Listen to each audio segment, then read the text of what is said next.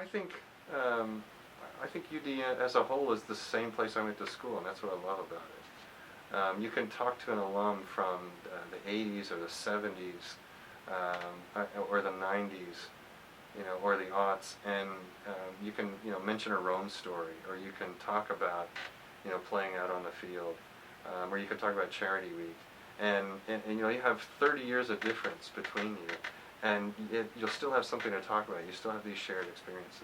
And it's one of the things that makes this place really special. Well, I've been locked up many times. Yeah, I love the tradition of Charity Week. I love. Not a lot of students know that. Father McGuire was the great one for the jailbreaks and the difficult one to bring in. But not a lot of students know that he was actually following the footsteps of another priest, one of the Hungarian Cistercians, Father Chris Rabai, who was this short, stocky guy, and he was impossible to bring in my day. And he staged the most elaborate jailbreaks of all time. So there's a long tradition of that, and Susan Hansen slipping between the bars to get out every time is still a kind of continuation of that. Charity Week is this great time that I think is so much a spirit of this place. Because I say this all the time, what I love about UD students is they take their studies really seriously, but they don't take themselves too seriously. And Charity Week is that time when everybody's a little bit goofy. I love the goofy spirit of UD students. I love their sort of sense of, as I say, not taking themselves too seriously, but taking what we're about here very seriously. And it's that balance of the two that I really love. Yeah, I hope that student athletes take advantage of that and really be a part of the room program, because it's such a transformative experience. It's called the core of the core. I'm not the first person to say, for so many students, it's where their whole education comes together and really elevates to a new level, because you're there, tangibly understanding and seeing these places that you're reading about and thinking about and discussing in your classes. And you go on the Greece trip and go right to the heart of Western civilization and are able to experience the physical places that those things happen. And I don't see any division between athlete or non-athlete, why that's an important experience. And so I think that the athletes really ought to take advantage of their own program and give themselves over to really the transformative experience. From an athletics viewpoint, if you want to see crazy fans, you have to go to the Stadio Olimpico. On a time when Roma is playing Milan, and I took some students there, and I remember a guy who was a big baseball fan, and he said, "Boy, I've been to a lot of big baseball games, but I've never experienced anything like this." And we now have an American owner of Roma, and they're playing really well these days. So all the more reason, I think, to go to one of those matches and just experience how fanatical an entire country can be. The night before we go on the Greece trip, we have this sort of crazy set of games called the Geek Olympics, and I won't even attempt to describe all the different competitions they get into. But it's just a kind of a way to let off steam. Midterms are over, you're getting ready to go have fun, and everybody's kind of in a loose way. So everybody gets dressed up in togas. The professors get up on the balcony, so we're the gods looking down upon the mere mortals, making fools of themselves, and everybody has a great time. This is something I inherited from Dr. Kenny, and before that Dr. Ambler, who's no longer teaching here. But it's a program for high school students, and we bring high school students literally from all over. We've had them from East Coast to West Coast, from Western Ontario to South Texas. We even had students from New Zealand and American Samoa one time.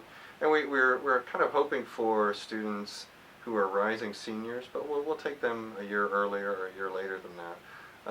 And we bring them over to the Rome campus, and we're interested in Shakespeare's own fascination with Italy. He set over a quarter, almost a third of his plays in Italy, either in the age of classical Rome or in Renaissance Italy.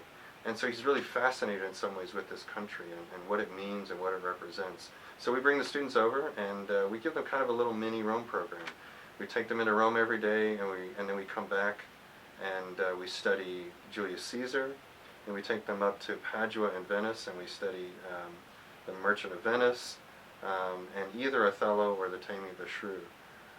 And we're just trying to introduce them to the kind of education that we offer at the University of Dallas. And by the way, hint along the way that, if you come back to this school, you can stay here for an entire semester. So we really work them hard on their reading and their writing skills, but also try to introduce them to the larger world of Western culture. Well, first I would make the pitch for UD. That it's a place for people who want to take the intellectual life seriously. I mean, Dr. Alvis, who was my first lit trad teacher and still, one of our great minds in the English department, used to say that a UD education, any liberal education, is about two questions. What's the nature of reality, and how should a life be lived? And we take those two questions really seriously here. So every subject you study is really trying to understand, in physics, what's the nature of physical reality? In economics, not just sort of, how does money work, but what's the nature of the way we relate to one another in an economic sense? And of course, philosophy, history, and literature.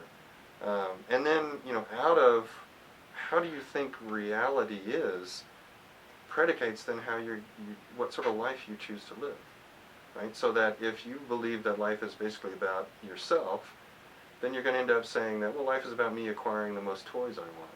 I would hope that a liberal education would open you up to something larger than that, and I think we do. I think we open students up to a larger sense of a vision of life that's rooted in, Western civilization's exploration of these questions and the Catholic Church's deep understandings of what a human being is and should be. For literature, I would say, literature is the study of a couple of things. One is metaphor, right? Because poetry is about metaphor and language, and the complexity of language in showing you reality. And the other would be narrative, right? Stories, and different ways we tell stories. And I think that all cultures all around the world use those two things to make some of their deepest understandings of reality, right? When you sit around with friends, you don't, and you say, how's your mom doing? Frankly, you really don't go on a philosophical discourse. You tell a story, right? You say, well, what's your family like? You tell a story. If somebody asks you a serious question, you find yourself using metaphors to express what's deepest about us. And I think that's what we do in literature. I think that's what the study of literature is about, is studying the way we use language to get at our deepest questions of life.